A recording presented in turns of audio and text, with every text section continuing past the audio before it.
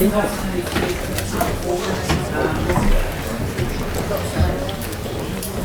I called her. Let's have a pit stop.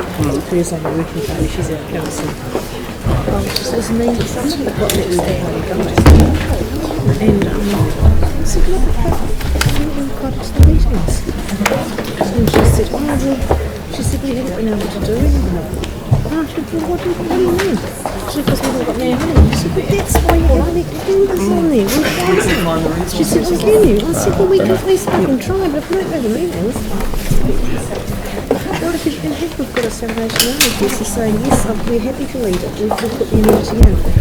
I said, yes, but they haven't got money. You can obviously see where I'm sort of coming from this. Sorry to keep you waiting, but I can never quite judge how long these things are going to take, so we did try to work you into a time frame. Excuse me, could I just have a little bit of quiet in the place? Thank you.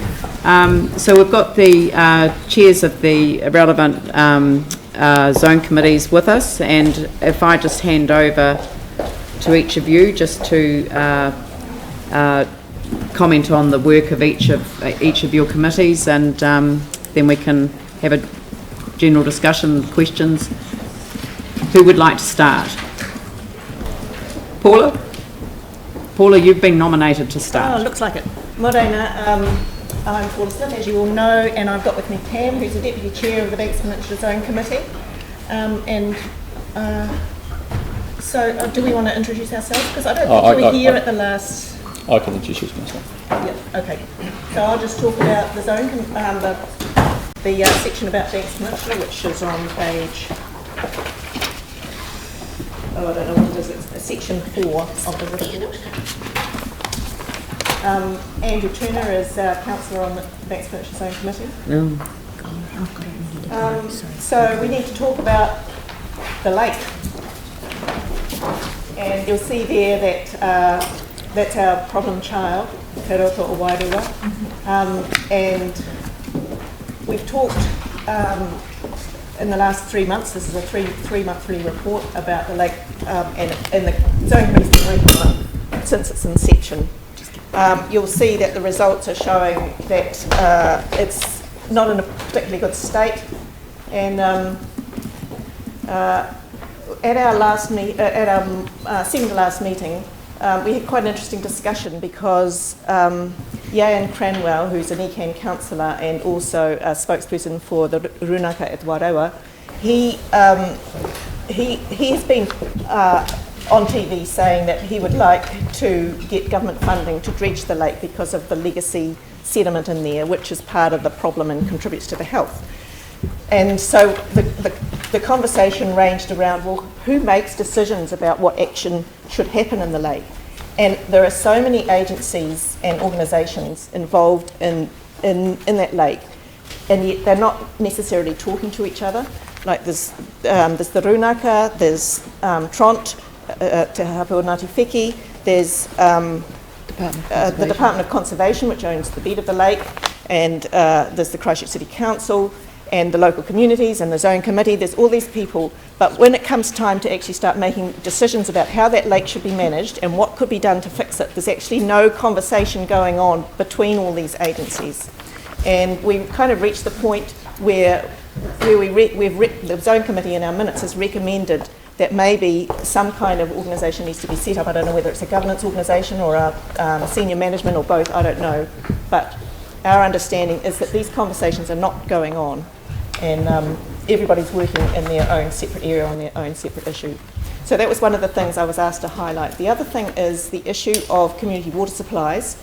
On Banks Peninsula, there's a whole lot of these informal little supplies which have just evolved over a number of centuries, and the one that's referred to in our report, which is O'Kane's Bay community water supply, Pam may be able to give you a bit more information if you've got questions about that. But the question has arisen whether what our long-term objective is, or what is our strategic objective with these community water supplies. We're being asked to formalise them, but is that the best way to go forward? Should we be, are there good reasons for making individual property owners responsible for their own water supply, or should we be supporting them to have community cooperative supplies? And what is the role of council in this, who manages some of these community supplies but not others? Some of them are private supplies, and there's a bit of a policy gap there about what we're trying to achieve in a zone where there's, with climate change, there's likely to be less rainfall and more storms and more problems with those community supplies. That's all I want to say. Thanks. Those two things. So could I just add a little bit about what's happened in O'Kane's Bay this last week, not with the water supply, but we had a septic tank that rolled, not a septic tank, a septic sucking truck, I don't know what you call it, but a truck rolled and ended up in a waterway.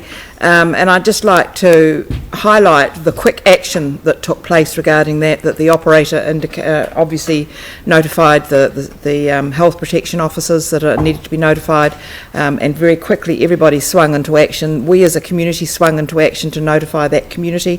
Fortunately, it wasn't in the community water supply, and there was no leakage of sewage into the community, into the O'Kane's Bay River area, but it was just a good example of how a community that's all connected, and one that we've actually been working with, we know the people in it, and we could address the issue straight away.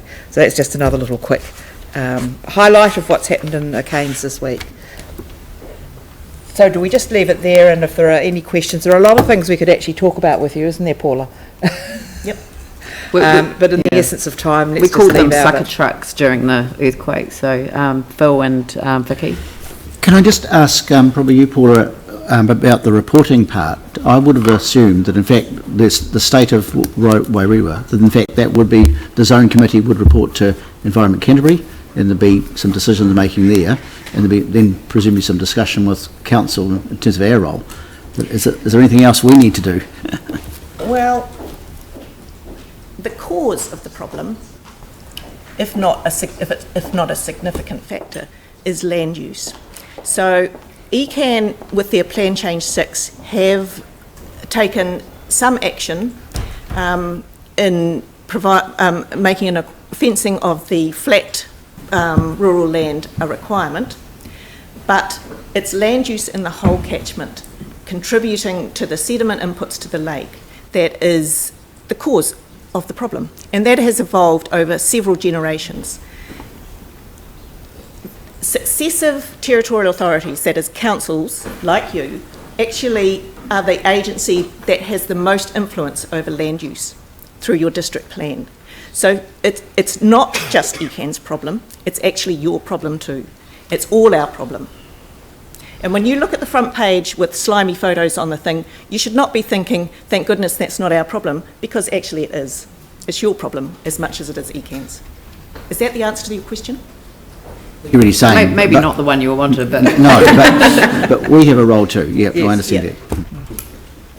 Yep. Vicky? Just the issue of dredging Lake Wairua. I can't hear. The issue of dredging the lake, would Yes. that actually solve a chunk of the problem? This is the discussion that has not been had. The ecology of Te Roto Wairua is really complicated, and the more we find out, the more complicated it becomes. It's part of the issue is the legacy of 100 years of sediment in the lake, which keeps getting phosphorus churning up, and there's all these complex interactions which happen in the lake. And it might be that removing that legacy sediment could be the key, but it's got to be a response that is, on top of that, you've got to stop it keep coming into the lake. And that is what the Zone Committee has been told very clearly. Our role is to just address the inputs into the lake. So we're not involved in this proposal to dredge the lake. But what was the question again? So if you actually dredged the lake, you don't know what the impact of that would be, because being told that your only mission in life is to stop the stuff coming into the lake seems a wee bit counterproductive, if you don't know what the impact of dredging it would actually be. Well, we don't know what it is, and it would require, presumably it would require a consent, and there'd be a whole lot of processes and stuff like that that there would be environmental impacts, and the scientists would provide advice on that. So could I just say then that the idea of a working group or something that brings everybody all together, that looks at the science available and moves forward with how they might address that issue. That's why we need some kind of a group of all the people that are working on this issue to talk to each other and try and work out what the management solutions should be. And is that happening? No, there's a total vacuum. Right, so, thank you. Right. Your commentary on the O'Kane's Bay community water supply, noting the support of the provision in the proposed annual plan to investigate options to improve and safeguard the water supply, is it the view of the Zone Committee that the outcome of that piece of work, if it ends up in the final annual plan, would inform areas other than just O'Kane's Bay? And would the committee appreciate having the results of that work, when available, shared with the committee? I don't know what the brief will be for that work. I understand it's a feasibility study, and I would expect that it would present a range of options and the implications of that. And therefore, if that's the case, it will inform decisions for other communities. And there's communities all over Banks Peninsula that are asking these questions, and the reason they're doing that is that there are new rules in the regional plan that make that you have to have a big area fenced around your community source. So it's become an issue for the owners of the land taking that out of production. So this is going to come up more and more often. And yes, a feasibility study that addresses whether this is an approach which should be supported or not, and the pros and cons of that, I think would be really useful.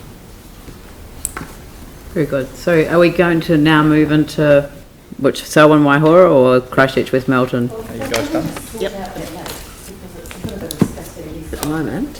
What are you actually seeking from us in relation to that? We are just trying to let you know that we've identified that there is an issue, and that nobody is when it comes to making decisions to improve the health of the lake, the key agency is probably Te Runaka, the local iwi, in whose roe, but everybody who's involved in managing that lake it needs to be involved in the conversation if a decision is going to be made to do anything. Is that? Zone Committee organise a joint meeting or something? I don't know. Wouldn't that be the way forward? We could. Yeah, so, I mean, but you mentioned I think it's actually the role of the Runaka to we've just signed an MOU, but that's, as you've identified, is in relation to the opening and closing. The opening, yeah. And that's another factor in how the lake's managed. So all of that stuff has to be understood. So is there any resolution that's arising out of this that we would like to, sort of facilitate some further action, or? I can't see that we leave the problem at all. That's why I'd love a sort of specific suggestion of the best. It's not something I know huge amounts about, but it does seem to me just atrocious to leave any waterway as polluted as that one. Yeah, but I mean, in terms of Waihora, which we're going on to, that they have a whole a joint governance approach with ECAN and the council. That is not the case. I understand that. So the question is that given the Zone Committee's concerns, would that be something the Zone Committee would like to consider, whether it actually needs to have something of that substance to support the management of the lake? I mean, it's co-governed with Māori, with iwi. It's not something that one can do on their own. It has to involve the collaboration of all parties. Maybe if they come back to us next time with what they actually I think can we leave it with you to come back with a firm... We need to talk with the rest of the committee. Yes, you we need do. to get advice, because our advice so far is that what happens in the lake is not something we should be concerning ourselves with. Yep, no. We've been advised our focus should be on the flat land that's Can ignore that and come back to us next time. But it with would what be you want useful to happen. come back with a recommendation as to how we might progress the governance issues that are involved in resolving concerns around the lake. Yep, we'll Yes? do. Okay, thanks. All right. So who's I'll go Selwyn next. Waihora? Thank you. Yep. My name is Alan Lim. I chair the Selwyn Waihora Zone Committee. So this is our report for the year 2016.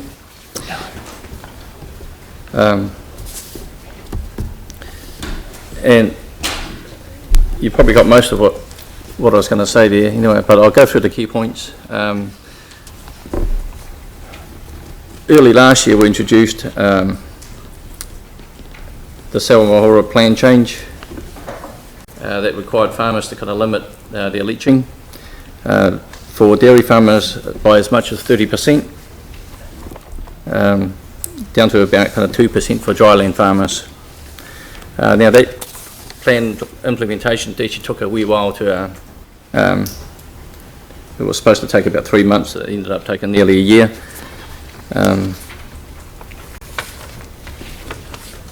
Also last year, I guess, we spent about $70,000 on immediate steps funding on various projects. Most of it's probably spent on protecting lakes and springheads and plantings and things like that. The challenge isn't really in so much the work that we're actually doing. There's been a fair bit of stuff in the media that we've been having to deal with. I guess you probably would have heard about Coast Ford, how it went dry in the summer. So it's about, for us, it's about bringing the community along, explaining to them, why it happened and what's been done about it. And it probably doesn't help that the priest is actually kind of putting some misinformation out there. Off note is probably a photo that appeared in the press not so long ago, showing a photo from the year 2000, when in fact that photo wasn't even about that particular stream. So it's things like that that we have to kind of deal with.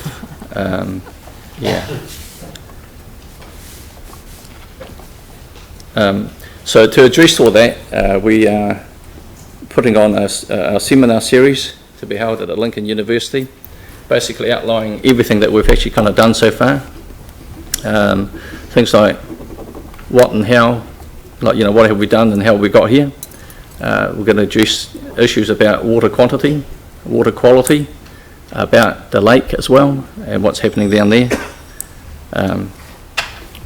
Farming within limits and where to from here, that kind of thing. I guess that's really about it, unless you've got any specific questions. I do.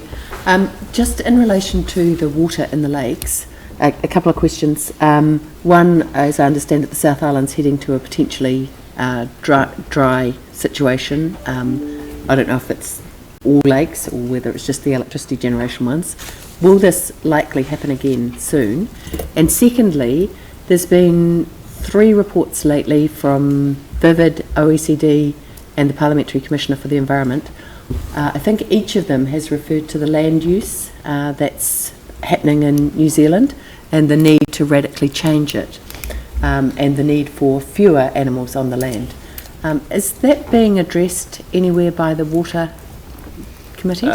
Well, yes it is. So what we are doing is we're just telling farmers what they can and can't leach. How they achieve that is up to them, because I guess we think that we're not the experts in farming. So what we have done is set the limit to say, look, this is how much you can leach and this is what we actually need to improve our waterways, and we'll leave it up to them how to do it. And the limits that have been set, how long will they take before we see any improvement in these sort of waterways? I have to say that's probably a long time. So Like you've got to 30, remember this 40 is only years. step 1 of the whole process. So there'll be other plan changes to come.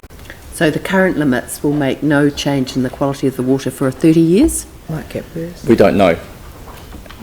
It could be that kind of time frame. So we know it's going to, the nitrate that's going into the lake will probably get higher before it starts to So it get gets lower. worse and it doesn't It'll get improve worse for before it gets decades. better. Will you let us know when you're hosting that seminar at Lincoln? Yep. So the first one is on, and we'll share this because we clearly interested in advertising widely. So the first one is on 22nd. June the 22nd. Yep. And so we're doing the same seminar twice a day, once at lunchtime and once in the evening, and then they run fortnightly from them, and there's 7 in total. 7 times fortnight. But you'll send that information through to us, because I think that's very valuable to reach out in terms of the public's ability to understand what's going on and the challenges that are faced. Raf? Thanks. Absolutely. And I guess one of the things too is that there's been groups of people who have come onto the process a bit late, haven't really heard about what we've been up to and what we're doing and the reasons for it. So, and that's caused a bit of friction. Yeah, it's often the way. Raf? Yeah, thanks. Just a general question on irrigation and consents. Do you have any input into new irrigation and new consents around dairying? Does that fit into the overall limit There's management? basically no new consents given out as far as I know. Right. It's about managing the consents that are there now. Okay. So I thought there had been new dairying consents issued. So the situation is that, I mean, clearly the zone committee doesn't have a role in the same ways that this council doesn't have a role in specific consent applications. What the zone committee has had a large role in is shaping, I guess, the rules and the limits in terms of what they can then apply. It's now the current plan prohibits new water takes. So what we're seeing in terms of dairy conversions at the moment is the consequences of consents that were applied for as part of CPW in 2002, were finally granted in 2012, and are now being developed through stage 1 and then stage 2 of Central Plains Water. That's the dairy conversions that you're seeing at the moment. If anyone wanted to convert from other land use to dairying now, they clearly would need to come in for a consent, and they could not increase their nitrogen losses. Okay, so that's really the question. So it doesn't depend on how much water has been consented, it's actually on the output side. So you can control the output side? Yep. Okay. So that then clearly is possible with housing. Vicky? So the impact of that, those 2002 consents for the CPW, for the Canterbury Plains irrigation, is that way more than what people were anticipating? Like, would they have now been granted? So the plan that they were considered under was clearly what was in place in 2012, which and by that time was still operating under the Natural Resources Regional Plan and a not as yet operative Land and Water Regional Plan. So the current Sewan-Waihora plan change had to take into account that Central Plains Water had been granted. As I explained now, further development of that nature would not be permitted under the current plan change. So if I applied for the Central Plains Water scheme now, the irrigation, would it get through? No. Yeah, interesting. Thank you. However, it was applied for in 2002, Yeah, no, I know. and Sadly, I then know. through a whole series of hearings, Environment Court hearings, High Court appeals, was granted in 2012. Amazing, eh?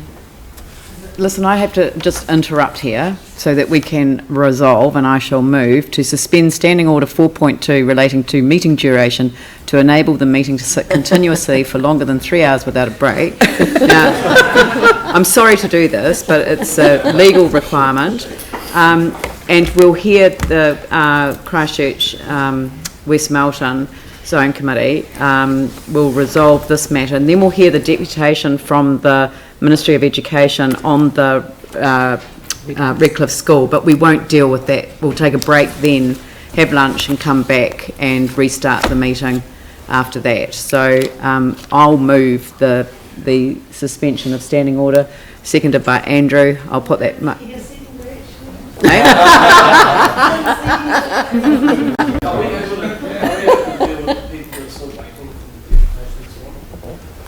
What? No, we can't. That's going to take more than 5 minutes to deal with. So, sorry. People hadn't taken so long on that other item, it wouldn't be an issue. But anyway, I'll put the motion. All those in favour say aye. Those opposed say no. That's carried. Yes. So, Yanni? Thank you. It's only the water. I was interested to know, and I presume it's from Selwyn Waihora, but also from the West Melton Zone Committee. Well, we haven't heard from Christchurch West Melton yet. But I wanted to ask it of the Selwyn one because it may be an issue that you've considered, and that is the whole issue of the way in which consents have been granted, and then a company comes in to take that water. So the whole issue of bottling water in terms of consenting and impact on water supplies. So that's not really to do with us, really. So can we suggest you deal with that in Christchurch West Melton? Right. Okay. All right. So you guys don't include Ashburton. Let's move on to Christchurch West Melton. Sarah Parker Rubin, Chair of Christchurch West Melton, apologises. So I'll take our report, or Christchurch West Melton's report as read. I'll take questions and I'll maybe address the question around the water consent bottling. Water consents, like building consents, go with the property, not the use. So that particular consent was granted in 1997.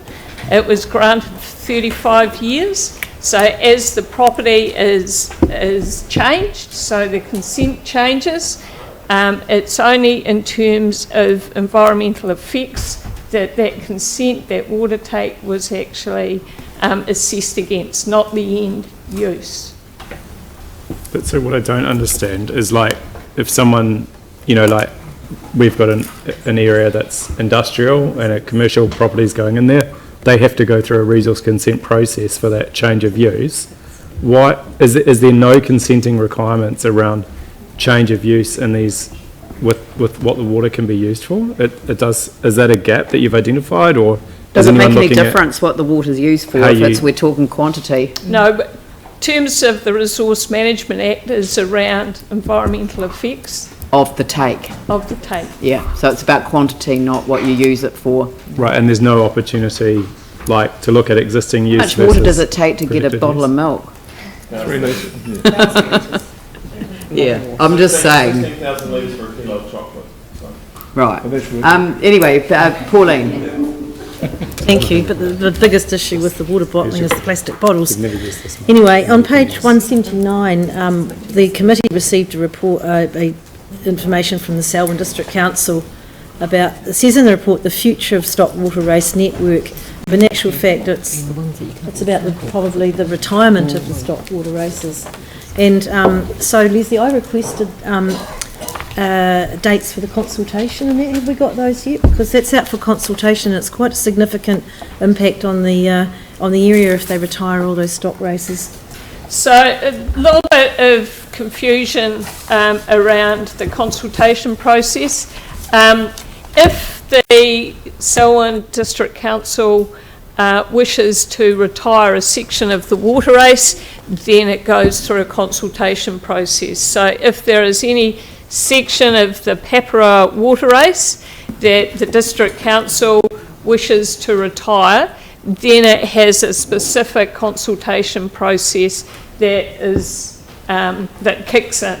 So there's no date set for that, because at the moment I understand there's no proposals at the moment for any part of the Papara water race network to be retired, but certainly there is retirements of the stock water race network that the CPW is covering. So there is consultation going on around those parts of the stock water ace system. So can anyone submit citywide? Yes. Right. Because there's ecosystem loss and fish and things like that, so it's quite... Any other questions? Someone like Phil? Not so much a question, just I'm just thinking in terms of resolving that issue that was raised earlier around Lake Wairua and the governance for it.